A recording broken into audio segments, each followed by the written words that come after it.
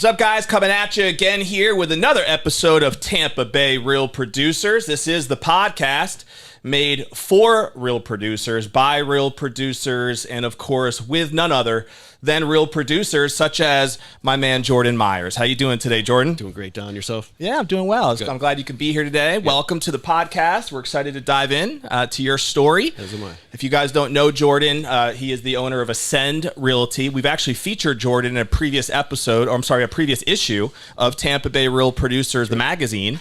I think it was a broker spotlight, if I remember correctly, That's that right. we did on you. I guess that was, what was that, a year ago already now? It was last year sometime. We just had our year anniversary, so yeah. There we go. Yeah, just a year ago. And I know we had an event that you guys were able to hang out at in South Tampa. It was like our kickoff, yeah. Yeah, no doubt. I met a lot of your team, I think, that night. And man, they're loyal to you, I can tell. Like they love being a part of your organization. That was one of the things I took away from that event. Yeah. It was cool to see the culture that you've built. Yeah, loyalty is a big trait that we look for in the people around us. Of course, yeah, no doubt. So we're going to dive into how you started building some of that culture in just a second. But usually we like to get started, Jordan, with just a little bit about your background so that people get to know you a little bit. Sure. Did you grow up in Tampa? Did you not? What brought you to Tampa, if not? And how did you end up getting started in real estate? I grew up in Illinois, came down, aspirations of playing baseball.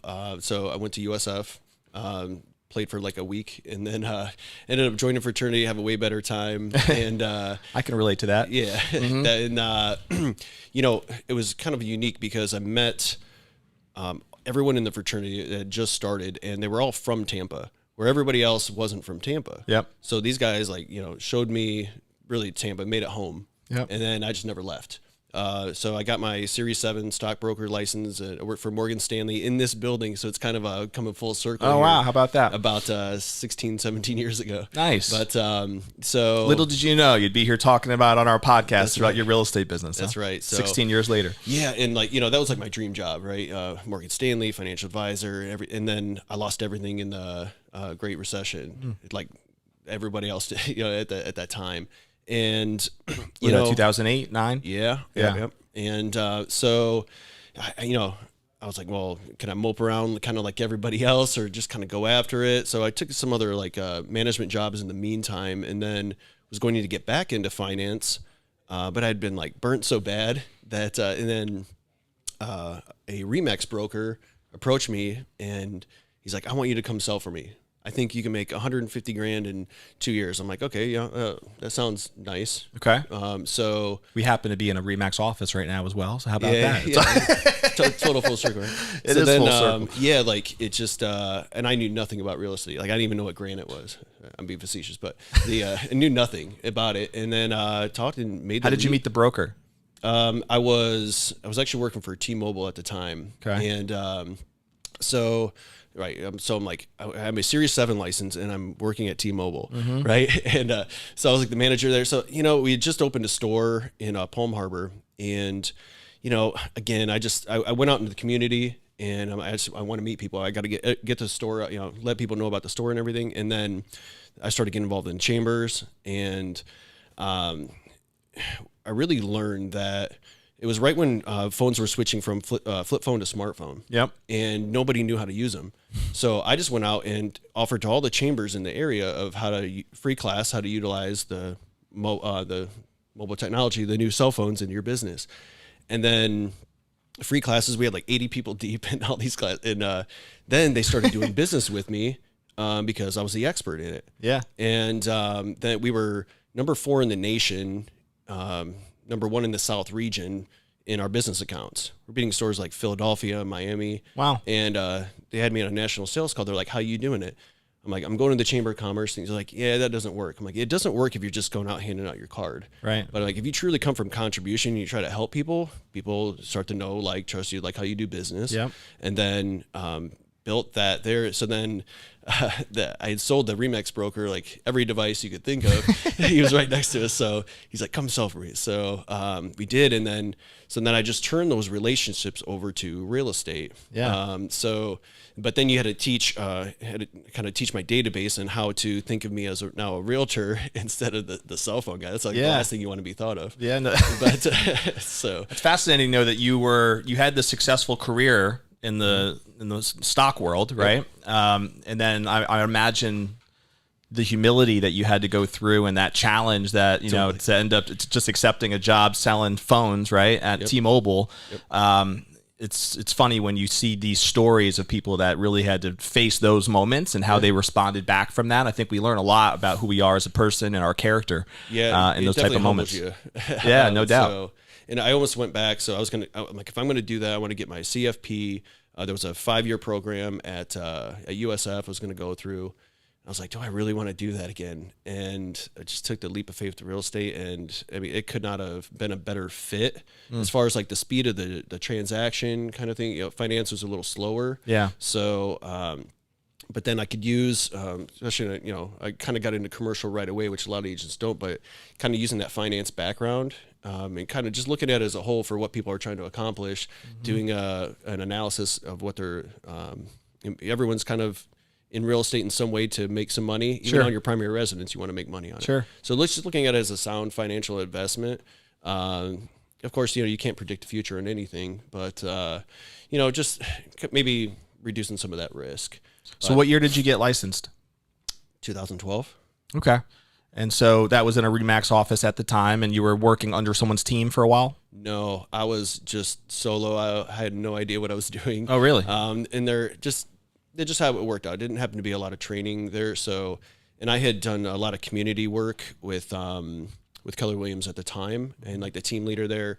Fortunately, she lost her battle to cancer several years ago. But I mean, people that are like, I was running for honorary mayor of Palm Harbor, and like just someone that's like has bells and whistles on, like rooting for me, and like they're like, "What are you doing? Why aren't you with us?" And I look at their training calendar. I'm like, if I'm going to do this, I want to do it right. Sure. So, and of course, then I was with KW for 9 years. Did you know, rookie of the year, all those kind of things there. Built a team over the years. Nice. That was the Palm Harbor office. Yeah. Yep. I think that Jody Avery's out of that office, and Brandon Rhymes, and we've had a lot of those cats here. Yeah, absolutely. So, and you know, so it was like great competition in a way throughout the office. Yeah, very good office. Yeah, a lot of successful. Oh, Ty Bobby was there for a while, right? He was. Yeah. Knew Bobby well. I knew Bobby a lot, you know, before he came there for several years. Great guy. Yeah. But so. And then I had building the team. Like I kept running into this where we would build up agents and train them, people who weren't in the business before, knew a little bit about it, or just getting back in, and we'd elevate their business. I mean, some of them are actually even real producers of you know, and are off, and they've gone off and done their own things, built their own teams, built 20, 30 plus $1 million businesses. Yep. And so I keep building these, and then I kept losing them. Right. Because they not only had our team split, they had a broker split too. So I'm like, what can I build where I can invest into the agents and them not want to leave? Yep. So that's what Ascend is about. You know, helping agents. We have some newer agents in the business. We have. You just started Ascend 2 years ago? A little over a year now. Okay, so just over a year ago now. And that's, I know when we featured you, I guess, was right when you were starting it. Just kicking off. Gotcha. Right? So, but it had been like, I had basically moved everyone from my team to the broker. So we were like a team converted to a brokerage. Yep. So then we're, so. Let me ask you this. Yeah.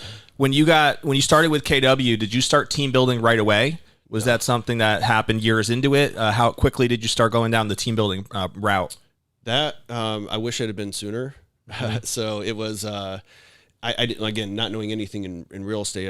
I'm running around with my realtor hat on, trying to do everything. Yeah. And then I was looking at my expenses with my coach, and my biggest expense was transaction coordinator at the time.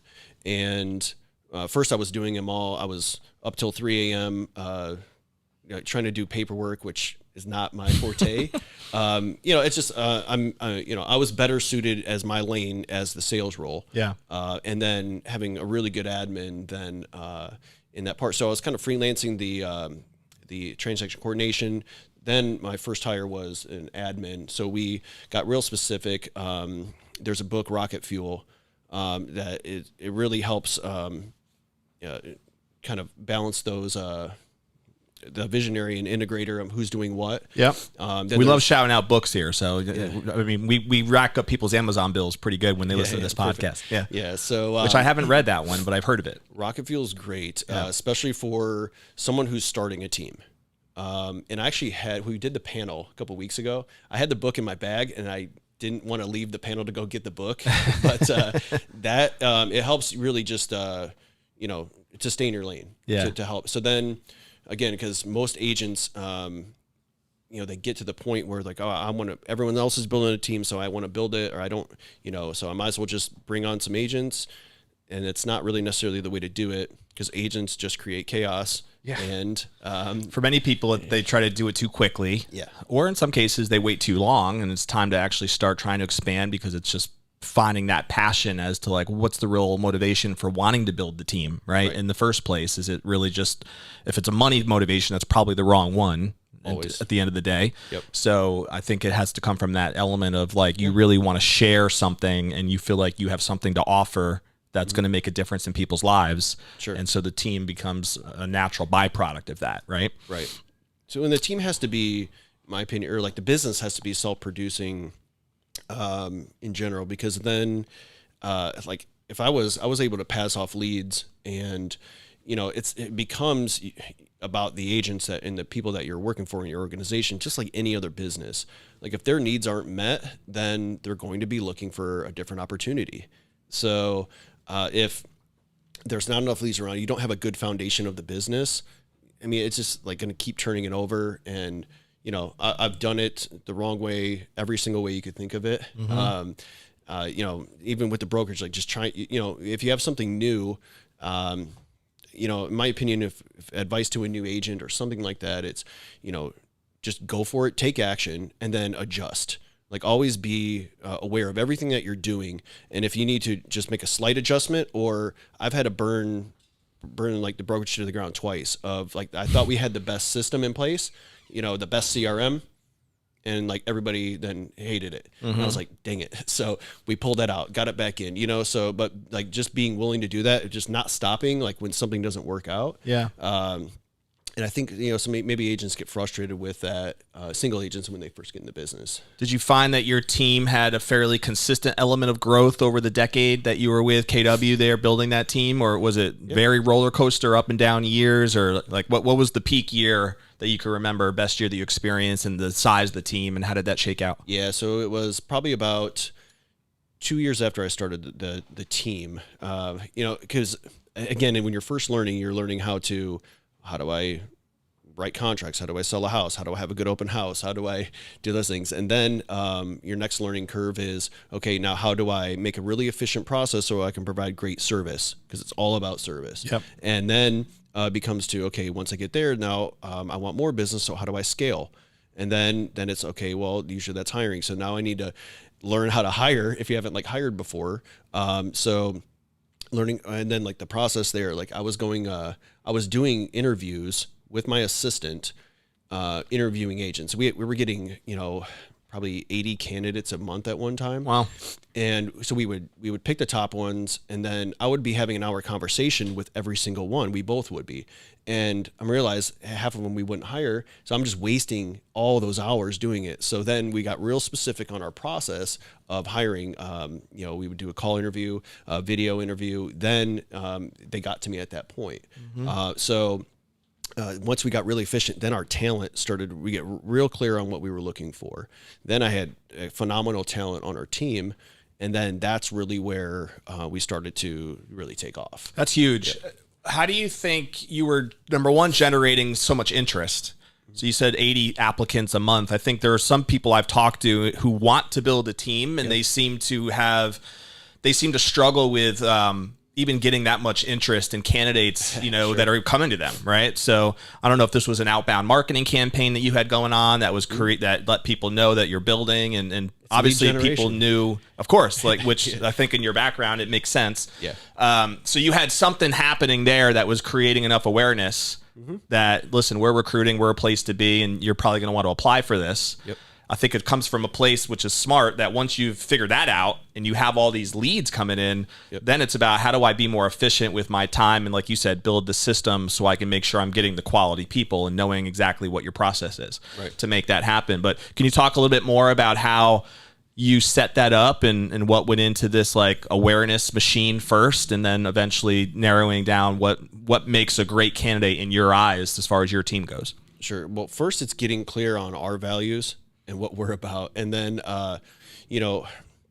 unfortunately I've had to fire some really good agents because their values didn't necessarily fit what we were looking for. They were like some conduct detrimental to the team. Yeah. Right. So it's tough. And they've gone on to other teams and they've sold a lot of properties, but we just weren't willing to risk that. So getting clear on what, like our mission for Ascend is serving the community through real estate. So we love to be able to help people residential get their dream home investment, make money through if commercial, find their office where they can thrive in their business. So, we can make that happen through real estate, right? So now, we really focus on personal growth, hence why we have, we don't call it the book club, we call it the growth club. So we're just slightly above nerdy, but so all of our books and everything we talk about is on our personal growth, because we know, our business will grow to the extent that we do. Yep. So, and so we're looking for like learning-based people, and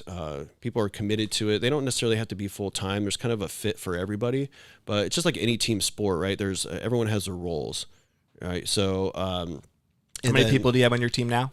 We have 11 right now. And how's that compared to what you've experienced? Is that pretty much the size that is a sweet spot? Have you had much larger teams than that? That's about where, when we were maxed out, that's what we were doing. I mean, we were at KW, I think we were 4th in the region, in Florida for our listings sold. That was in 2020. So we were just hammering out, really listings in size. So to be honest, we're going to double that, here probably by the end of the year. We'll have 25 agents by the end of the year. Is that the goal? Yeah. So, cool.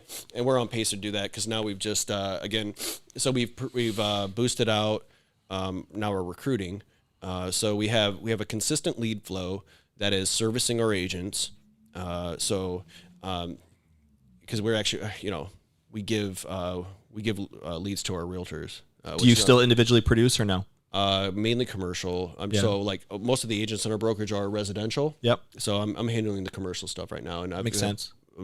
A lot of that to keep me busy. Yeah, because I know when we look at the MLS, I know that your numbers aren't really shown there accurately. I think when I looked at it, it was like 8 million or so last year. This was just under your name, I believe, with 26 transactions is what it showed on there. But I think your people are probably self-reporting as well through the MLS. And so they don't even report under me. Right. Anymore. So they're all, exactly. They're all like individually. So those numbers are really just what you did individually, not your team, or not a reflection of the organization. Do you want to throw out there what the team did last year? Oh yeah, we did over 35 million in total. So I mean, I did more than that in commercial alone. A lot of the commercial stuff doesn't even go into the MLS. So. I actually just listened to I was on a commercial webinar for the last 2 days, so I'd love to pick your brain more about that. Yeah. I think that would be interesting. Well, I'm looking at it came up on Ford's, billionaires, and I'm looking at all these different types of companies, and anyone who's in real estate is like commercial development on that list. And I was like, okay, there's something here. There's definitely something there. No doubt. Yeah. What type of commercial niche do you love? Or is it, ironically, I ended up getting a car dealership listing. A person called me and said, hey, they were interested in a building we had. It was already under contract. Like, hey, call in this property for me. It's vacant. I own a car dealership. And I tracked the guy down in California, the seller and the owner of it. And, he hired, took the listing. Yeah. And then you couldn't believe how many calls I've gotten for car dealerships. So I'm looking for people all over the state now, for car dealerships, and where people buying, selling them. I know almost where every single one is. Wow. That's available out there. And it's like this weird niche that I came into. Yeah. I'm dealing with a lot of used car salesmen. However, it's that's like the biggest challenge around it, but it's just interesting of how these things work, and they want quick interactions, those kind of things. So, yeah. I have some friends who have done really, really well with mobile home parks, self-storage facilities. and also just apartment buildings, like 5-unit or larger apartment buildings. Yep. And so I'm definitely, even personally, interested in working in those spaces to try to build up my, portfolio. Well, everything you said was cash flow. So if that's like, a target for you, those are some of the best. And car dealerships, I haven't even looked into that space, but does that fit into the cash flow mold or no? Not necessarily. Not as much. It's more of an appreciation buy. Yeah. So, but some of them have shut down with some of the banks closing and whatnot, and some of the subprime car lender people. So they buy here, pay here. Right. So they've been closing down in multiple of them. So people are coming up, and they're good properties, and people are wanting them. Are they converting them to something else, or just keeping them as car dealerships? A lot of them are keeping them car dealerships, but there's also like national car rental companies calling all the time to get that space, because they're all kind of similar. Yeah, that makes sense. I have another friend who just buys a lot of car washes and laundromats. That's his thing. He loves laundromats and car washes. And I've been picking his brain a little bit, learning some things from him. I don't know if you've ever dealt anything in those spaces, but yeah, I mean, I love the businesses that are just cash cow machines, and that you can have an operator in place, or in some cases, like a car wash, you don't even really need an operator, right? And especially nowadays. And that's about the memberships too. If you get a target number of memberships, and then you can, I mean, that's an easily sellable business too. Yeah. Once you get it to a certain level, there's people out there looking for, if you get that level of memberships, they'll buy it from you. Yeah, no doubt. Then Makes a lot of sense. turn that money into something else. That's awesome. So your brokerage, now, I guess, do you represent the commercial division for Ascend Realty? I Okay. do. And is the plan to even build that out and have some other agents that are going to specialize in that? I'm needing help now. So we've been putting out, our lead gen for recruiting has been mainly residential. It's just like in general, right? There's more residential agents out there. Sure. But yeah, it's getting to the point where I'm needing help with the commercial side, the commercial division now. So, and I'm having a ton of leads now for the commercial division that we build out. So then it's going to get to the point where, again, just kind of like a, leader of a team or whatever, it comes to the point where I need to service the agents at a high level. Mm-hmm. So people running around to properties and things like that, I'm not going to be able to do anymore. Yeah, so, no, it makes sense. Yep. Tell us a little bit more about how you think, and like I said earlier, I felt like when I went to the event with your team, there was a very strong culture there. Like I can tell that they liked each other. Yeah. There was an energy with that. They had an utmost respect for you, and all of them had, I was trying to find the dirt around you, and I couldn't find any dirt, man. It was like they all had good things to say about you and what you represented and why they work with you and all that stuff. So I just think you've done something really well there. And I'd love to hear more about, you mentioned core values and identifying that and making sure you're bringing people on that are aligned with those values. Are there any other best practices that you feel like have really helped you build a culture within your organization that is thriving and that people want to be a part of, and obviously is also producing at the same time? Any other thoughts come to mind as to how you would help somebody who maybe wants to build a team and is trying to learn how to do it the Jordan Myers way? Similar way, yeah. So one, it's thinking about it, every day. Ultimately, number one, I'm a servant, serve the community. I'm here to serve the community. So if I can do that through real estate, great. If I can do that through helping other people do that. So we're just doing a volunteer beach cleanup, right? So it's kind of fun for everybody to do. And the whole team gets involved with something like that. I'm going to say they don't have to, but they have the option. So I'm asking them too. Like we literally just had a issue, like, hey, what do we want to do? So I'm not like, you're going to show up here at a habitat builder and we're going to build this habitat house. I mean, a lot of people will. Yeah. But some of them are like, hey, let's do this. I'm like, okay, cool. Yeah. It's more of a collaborative effort. So I've got the buy-in, right? But then, so we do we've done for several years we call it an annual give back. I donate all the commission from the sale of a house to a local Tampa Bay area nonprofit. So we get, we've had up to 200 involved, and I would love for you guys to get involved too for our next one. That's cool. So we, we get, they all they get their people involved. People vote for the nonprofit who should get all of our commission, and then whoever has. So it's like a great outreach for every single nonprofit that's involved. And then too, it's a way where we can like interact and, even nonprofits interact with each other, and really where we can find. Did you say you had 200 nonprofits involved? We had 200 nonprofits involved. That's awesome. 180,000 votes. It was pretty. We did it over a couple week period. Wow. But then too, so it's all based around. We have an annual give back house, and so we say, okay, we designate the house. All the commission here is going to a charity. We let the seller know. Then we want the general, for business purposes, the community to see us in our element. Yeah. So we have a grand open house where we invite all the nonprofits. They get extra votes by coming. We let the neighborhood know. So we had, I think, 250 people at our open house. So we could say we had maybe one of the largest open houses in the area, right? Yeah. So and then we get vendors involved too that want to sponsor it and of course be a part of it. And then everyone knows it's for a good cause.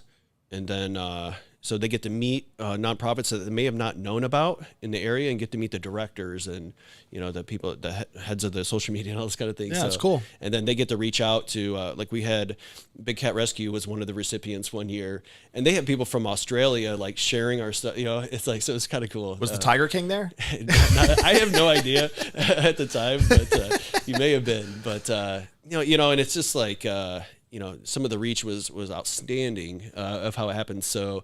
It's just something we're going to do. It's cool though, because I mean, obviously it creates a culture within your organization where people feel like real estate is a tool that they're using to really make a difference, right? In the community. And I can see why people would be attracted to that, right? Because it's one thing to just go do your job because you have to make money, and because everyone does, of course, right. But it's another thing if you can make even more money because you're doing good, to the community. So it sounds like you guys are very intentional about wanting to. That's something you do annually. It just sounds like you just said. So yep. That makes sense. You mentioned earlier you think you'll get to 25 agents by the end of the year. Mm-hmm. Where are you finding your best agents from? Is it just from the current team, or do you have outbound marketing still that's recruiting, or how does that work? Yeah. So some of our best referrals are agents on the team of other agents they've worked with or know, and they're like, yeah, I was talking to this agent. They're a little frustrated on this and that.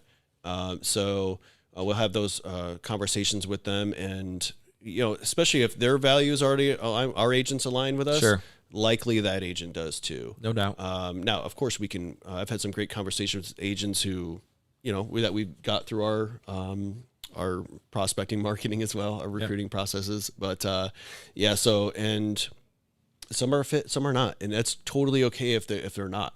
There's something out there for everybody. Yep. So it's just. I want to find out, like, I feel like I know everything about the agents that are there and what they're trying to accomplish. Because again, it's not about selling real estate. It's about what they want to do. Our business funds the perfect life. So I want to find out what they're trying to accomplish, what it looks like for their family. If they don't want to work weekends, they don't have to. Mm-hmm. My first year in the business, my wife worked at a hospital, 10-hour days. So I couldn't work a Sunday my first year in the business. Everyone's like, well, you have to have open houses on Sundays. Like, well, I couldn't. So I had to have 2 on Saturdays and 1 on Friday night. I couldn't show property Sunday, so like you just find a way to make it work. And so whatever the agents want and are trying to accomplish, I mean, that's what our coaching calls are about. There's something touched on that every single time. Start with why, we were always reminding them of why they're doing what they're doing. And what's the big picture? Because we're all on our tombstone some days, like, well, it was a great realtor. Like, right. No one ever wants Got to be that. something more than that. Yeah. So how often, you said you do these growth, you don't call them book clubs, your growth clubs. That's a weekly thing? We do it Tuesday and Thursdays.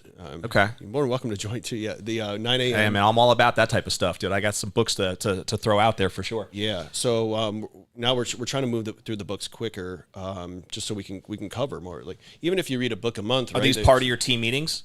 No, these are separate, that we're just, and some of the talk's real estate, some of it's about life, some of it's about, but it's all based around, like Simon Sinek, like, some of the best minds out there, and what they're doing and how to apply it to our lives every day. No doubt. I love it, man. That's great. Like, so again, that's how that builds culture too. So that's just an example of one of the things we do. Yeah. I love it. We get together. We've gone to a couple Rays games already, they're my people. So. I'm assuming part of the culture too is making sure people are producing, right? So you have certain KPIs, I would imagine, that matter and that are communicated to the team. Yep. Whether that's gone over publicly during your weekly team meetings or however your normal process is. I'm assuming there's some sort of individual accountability that's also part of that after, whether it be a group meeting. Yep. So share a little bit about your viewpoint on like what are the KPIs that are most critical for you that you want to track, that you want your team to care about, and how do you make sure that those things are moving in the right direction? How do you grow in those particular areas, and what do you do if someone doesn't hit them? Yeah, so it's pretty simple. We have we offer leads to the agents, but they sign an agreement of what it takes to get a lead, and usually that's all around the activities, right? So I don't base it around that you get 3 closings a month or something like, so that's an end result. That's an end result. But yeah. if they're doing the activities, then the lead flow stays on. They stop doing those things. It could be hosting or attending one event. It's like pretty simple, like attending one networking event a month. Like if they're not willing to go out and do that, they're just like sitting around waiting for leads kind of thing. That's just, yeah. And again, it's not to just do that, but it's to help them get maybe out of their comfort zone a little bit too. So I'm kind of, edging them there too. But so in other things, open houses or whatever it may be, of course they have to then, if a lead comes in, contact it within a certain amount of time frame. And our CRM tracking system tells us that of when it is. So do you have an expectation on self-gen leads, on how many they should be contributing to the team or adding into their own pipeline? Yeah. So that's, I'm 100%, we're huge on goals. If there's nothing you're working towards, then you're just waking up every day not even having any direction. For sure. So, and it's so simple. Even the simplest goal you can have is to find 1 lead a day.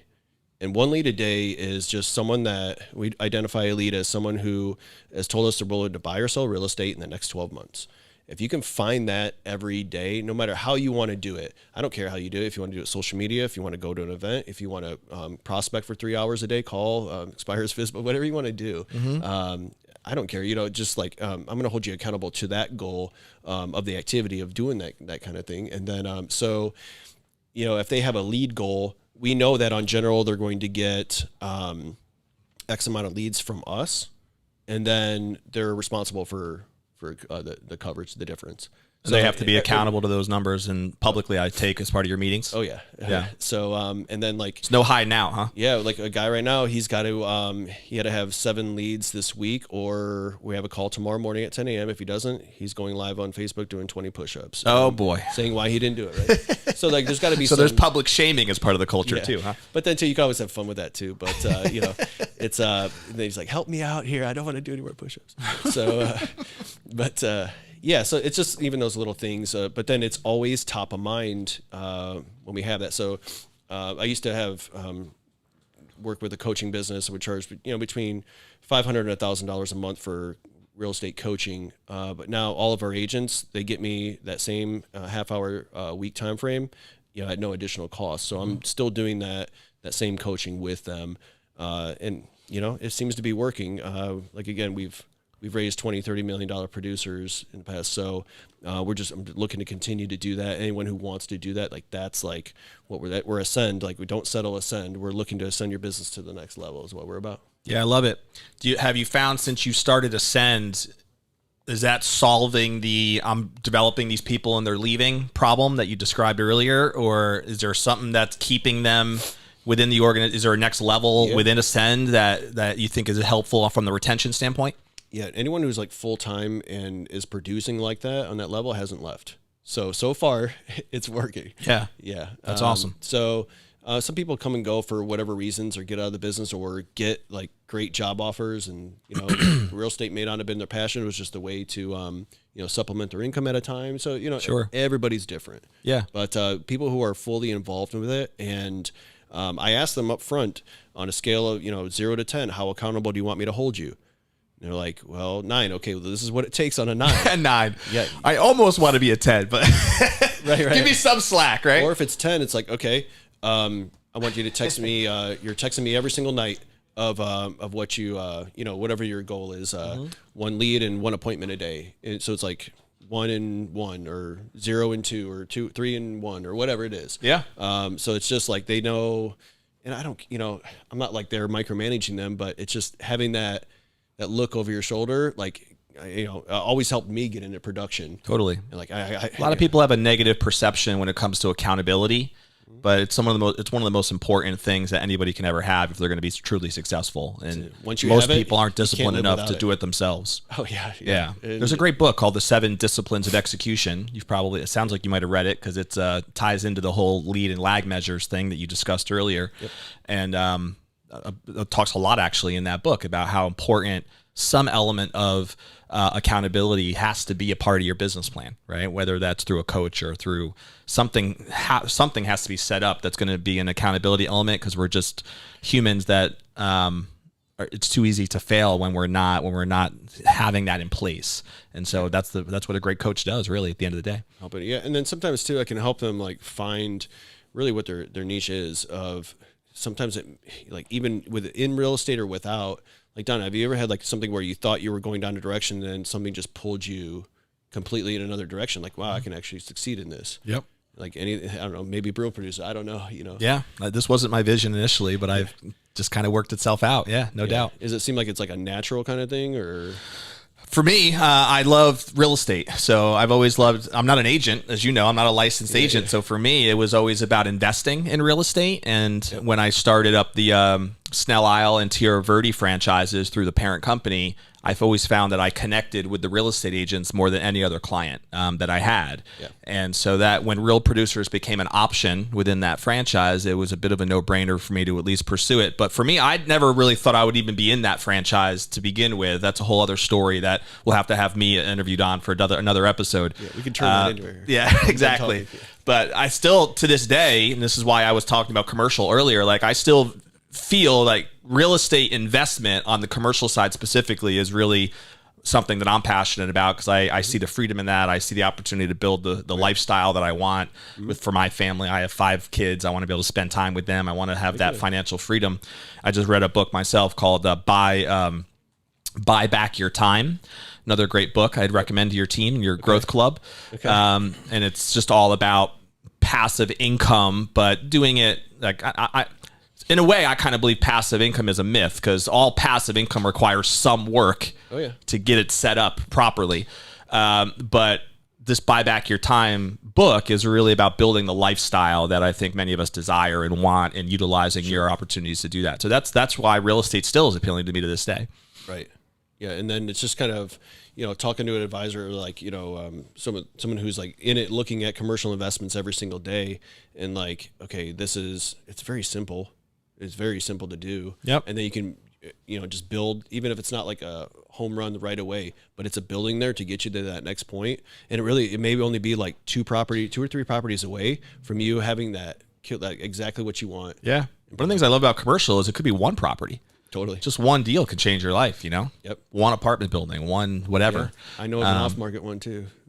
Let's chat. Yeah. It's going to be good for whoever gets it. All right. Well, we'll have to talk offline. That sounds good.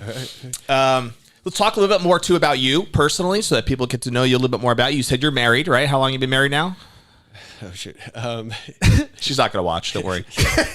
She already knows your story. Yeah. It'll be 14 years. So my wife, she has her own business, boutique business, and she kills it. She was. What kind of business? It's a boutique. She was like a retail shop. Yeah, she was with LuLaRoe. She started with that. She was she worked for a hospital, like I mentioned, and then she's like one day, she's like, I'm thinking about starting this business. I was like, really? And then she like killed. She was one of the top 100 people in this major company at the time. And then broke off and does it herself, and has been doing it ever since. And she's got the entrepreneurship itch too, huh? Yeah, she does. And she's like, people love her. She's great. Great. It goes like live multiple times a day. I don't know how she does it, but it's just and she does really well with it. Do you guys have kids? 3 kids, 8, 10, and 12, all in sports. We like just ended, so now we're like take a deep breath here. That's cool. But, boys, girls. Girl, and my little guy is 8. So are you coach on these teams? Yeah. Well, I coach Little League baseball. Well, we just ended, but I know in my middle daughter plays soccer. I don't know a lot about soccer. My oldest cheers competitively. I know nothing about cheer, but I'm cheer dad, so there you go. That's cool. Support. Yeah, but and she's getting like they're all so talented in their own ways and whatnot. And there's nothing I love more than that. So I can relate. Yeah, I just got done coaching my boys' baseball team as well. Nice. That was my passion. I'm a big baseball fan. Played baseball most of my life. Walked on at UT actually. Oh, nice. Yeah. It was funny you mentioned earlier about USF. How everyone's from Tampa. I had a completely separate experience at UT. Yeah. Because everyone was from. I'm from Connecticut, and it seemed like everybody was from the Northeast. Yeah. That were at University of Tampa. They Well, recruit well up there. That's where I first got accepted, was University of Tampa. For some reason, I thought D1 would be better. So they got quite a baseball program there. Made a bad move. Well, because then I would have been a junior, and UT won the national title. Yeah. So, they got quite a history of that. Yeah, for sure. I wasn't good enough to actually like play at all. Really, I walked on, and I was always fast. So they did put me on the team in case there was like a stolen base needed in a clutch moment or something, or I was like a backup middle infielder. Yep. But eventually I got to a point where it was kind of a full-time job to play ball there, because even though they're D3, they treat it very seriously. And I had to start working and making some money, so I didn't even do it for all my years there. But it was fun. I miss it. And now I'm playing adult softball at church leagues and stuff, you know? So it is what it is. It is what it is. What do you guys like to do for fun as a family? Travel, boat, those kind of, those things. We're school ends next week. You live in Palm Harbor still? Safety Harbor. Safety Harbor. Okay. Yeah, but school ends next Thursday. We're taking the kids on a surprise cruise right here out of Tampa. So we're picking them up from school. Nice. And just heading right to the port of Tampa here. It's not a surprise anymore, but no. They won't have it by next Thursday. It's all good. They won't see it, but that'll be fun for a week. Just through Memorial Day kind of thing. So yeah, we just we're gonna travel all summer. Nice. We got family here, Connecticut, Illinois, all over the country. So it's just very cool. Yeah. So where are you traveling to? Both of those cities. My wife wanted Morgan Wallen tickets for. I don't even know who that is. Mother's Day. Country guy. I think he just played here or was supposed to play here or something. But gotcha. We're going to Wrigley Field. I got our seats like right in front of the stage. So, that's cool. Yeah, we're gonna go there. Do you have a favorite ballpark that you visited? I mean, I'm from outside Chicago there, so Wrigley's not the same maybe as what it used to be, but it's still a great park. Still iconic, right? Oh yeah. I've only been to one game there, but it was awesome. Yeah. The Cubs were horrible that season, but I was able to get like both amazing seasons, seats. Yeah. So yeah, we and real estate got me that opportunity when the Cubs went to the World Series. That it was Game 5 there. Hadn't won a World Series game there in 54 years, and I called my dad. I'm like, Dad, I want to go. You want to go? He's like, we can't go. The tickets are whatever. I'm like, oh well, let's make it happen. Yeah. So we went there, and it was like, the only game I've ever been to where everyone was standing the entire game in a baseball game. Right. And they won, and then won the World Series. It was that's cool. Yeah, we'll never forget that. So like, again, it's not about real estate. It's like what you can, like the life you want to live with. Experiences, right? Yeah. It's really what I tell my kids that all the time too. Life is really about the moments and the experiences that you can create with your loved ones and your family. And that's what you don't forget, much more than buying stuff. Right. So that's like, well, when we do our goal planning for the year, we're putting their vacations, everything on the schedule first, because the money will always show up for any vacation, especially as it leads up to it. Like, shoot, it's a 15th protocol. I'm going on a cruise next month. I need to get 2 things under contract right now. Yep. So, and they will. It like works that way every time. That's awesome. Yeah. So Robert Kiyosaki talks a lot about when he wants something, maybe it's even a trip or a Porsche or whatever. It's about what am I going to do in my business to afford that, right? Like, so am I going to buy this property? That's my Porsche property, right? This is my trip around the world property, like whatever it is, just tying it into production. I think that makes a lot of sense. I got 2 recommendations for you that I was thinking about as you were talking about these different dreams really that your team might have. It seems like you do a good job of trying to flush those dreams out and fulfilling them for your people. There's a great book out there called The Dream Manager. Have you ever read that? No. It would be a great thing for your growth club. All right. Just to talk Maybe you about. can facilitate it. It's a great book to talk about how to create a culture within a team of people pursuing their dreams, right? Sure. And then there's one that is a piggyback to that, which a good friend of mine actually wrote. It's called The Dream Machine. Yep. And he was motivated by the Dream Manager book, and he ended up incorporating that into his sales organization, and he became one of the top sales guys in Cutco, which is my background, the knife company. He's still there to this day, but he wrote this book on how he did it, and it's like a kind of like a workshop manual on what he does. He travels around the country now running these dream workshops, and it's called the Dream Machine. So your team would eat that stuff up, man, from what I can pick up from what your culture is all about. Sure. And then it's just just stay in a strong mindset every day, and I don't know, I think you're a big Tony Robbins guy, right? Yeah, so attended a lot of his stuff. Yeah I mean, so like how have you like applied that to like similar ways? Yeah, no doubt. In a lot of different ways. I mean, a lot of his stuff is personal too, as far as health and investments and stuff of that nature. But from a business side of things, I did go to his business mastery years ago. And it was 2019. And there's just automation, optimization, how to be able to leverage and scale development, empowerment of people, kind of like the who, not how mentality of always trying to get the right person on the bus and figuring out who that is. Like you were talking about, core values. A lot of that is stuff Tony preaches, and taking a lot of that and put it to work in my business life. Nice. Yeah, no doubt. Yeah, it all kind of makes sense, right? So then, I mean, we're all here trying to do the same thing every day, right? So, and then, the fulfilling part is helping people do that. At least for me, it's just, and then now it's like, okay, well, why aren't we helping more people do that? So then it's like, okay, if that's really the passion, like let's boost this out and see how many people we can help. Yeah, I love it. Makes a lot of sense. I think team building is something that I am passionate about as well. For many, that was my background with the Cutco business too.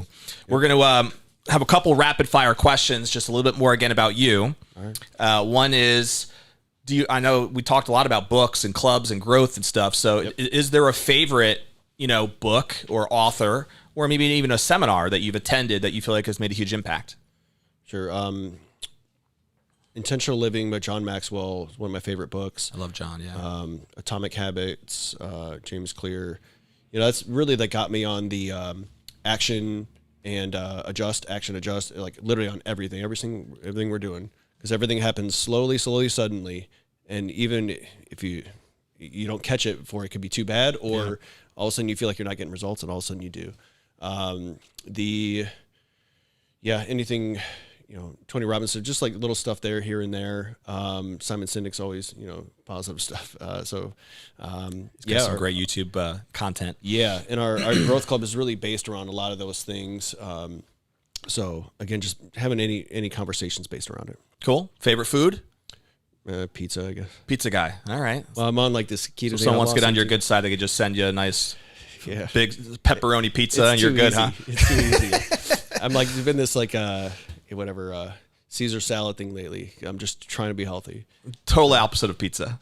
I know. But so you can get like a little salad, so I'm like half responsible and half a little cup of Caesar and a big old extra large pepperoni. We're good to go. Perfect.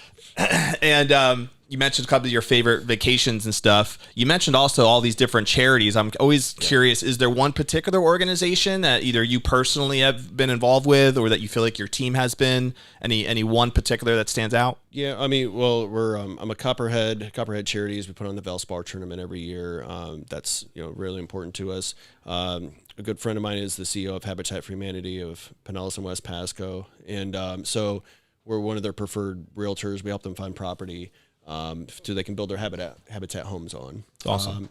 Chichi Rodriguez Foundation. I feel like I should have like an Oscar speech and like all the I'm not thanking all of them. Like I'm sorry if I'm not. But we got 200. It's a long list. Yeah. So I mean, there's just so many great people that are involved. And then you really see their true passion too of why they're doing some of these things out there, how they're helping the community, and like you want to give to everybody. Sometimes you can't all the time, but so those are just a couple in particular that are really close to us. Cool, bro. I got two last questions for you. One is what I call the legacy question. So when you think about the fact that at some point we're all going to probably come to an end, right, in this world, and generally I think most people want our lives to mean something. So when you think about what you want to be known for when your time comes to an end, what comes to mind for you? Just that they always, anyone knew that they could count on me at any time, and I was there for them any time of need that whatever need it was. that I was always there for them and they could count on me. So that's just the simplest thing. So someone like, yeah, you know what? Like, man, I could really always count on that person. They were always honest with me, and I knew I could go to them with any advice or anything like that, and they'd shoot me straight and do everything they could to help. That's cool. The Bible says that there's nothing more precious than a good friend, more precious than gold. So I think what you just described would be the characteristic of a good friend, right? Being reliable and knowing that you can go to somebody when you have that time of need. Yep. Anybody in our audience, whether you're an agent who wants to maybe think about a team to grow, hopefully you got a good feel of Jordan and his team today as we talked about his culture and how he's built his team. How could somebody reach out to you, Jordan, if they want to chat about, pick your brain on what your experiences have been or talk to you about your organization? What's the best way to reach you? Probably cell phone, 813-810-0015. My email is jordanmyersrealestate@gmail.com. Our website is AscendRG, as in Realty Group, AscendRG.com. We're on all social media platforms. Attend Don's events a lot, so we could probably see you out there. Always willing to have a conversation, and I'll help anybody at any time. Cool. We'll throw some of that contact information on the screen. But we're checking out here for today. And what we always try to end each episode with is, what is one action step that you can take after listening to this podcast that can help you grow your business or grow yourself personally? Maybe it's a book that you heard us chat about. Maybe it's, hey, you know what? I'm a team leader and I need to implement something that Jordan mentioned about core values into my team. Or maybe it's adding a growth club into your organization. What is it that you can do? What's one thing, just one action step that's going to take your business or your personal life to the next level? We'll check you out on the next episode of Tampa Bay Real Producers. Stay classy.